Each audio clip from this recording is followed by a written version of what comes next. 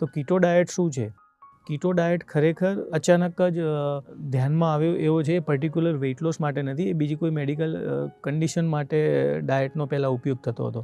કીટો ડાયટની અંદર એવું છે કે એની અંદર તમારે હાઈ પ્રોટીન લેવાનું છે, ખોરાકમાં પ્રોટીન વધારે લેવાનું હોય છે, મીડિયમ ફેટ લેવાની હોય છે અને લો કાર્બોહાઈડ્રેટ લેવાનું હોય છે. હવે જે લોકોનું લીવર ફંક્શન વીક છે, જે લોકોનું ડાયજેશન ખરાબ છે, એ લોકો જ્યારે સમજ્યા વગર કીટો ડાયટ કરે તેમનું પેટ વધારે ડિસ્ટર્બ થતું હોય છે. સાહેબને પહેલેથી જ પેટની તકલીફ હતી અને કીટો ડાયટ લે એટલે પ્રોટીન હાઈ લે, મીડિયમ ફેટ લે, એટલે એ બંને વસ્તુ એવી છે કે એને ડાયજેશન જે લોકોનું વીક હોય એમને તકલીફ પડે. તો તમારી પેટની તકલીફ છે તો તમારે કીટો ડાયટ બિલકુલ ના કરવો જોઈએ. પહેલું તમારું પેટ પ્રોપર કરો. જે વસ્તુ તમારું પેટ બગાડે એ વસ્તુ વજન વધારે. એક આ સાદો નિયમ યાદ રાખો, જે વસ્તુથી તમારું પેટ બગડે એ વસ્તુથી આપણું વજન વધે. એટલે પહેલું તો તમે કીટો ડાયટ બંધ કરી નાખો. રૂટીન ખોરાક લો.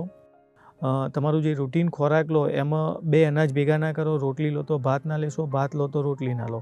બંને ટાઈમ જમ્યા પછી 1 ચમચી અવિપતિકર ચૂર્ણ લો અને સૂતા પહેલાં 1 ચમચી ત્રિફલા ચૂર્ણ લો.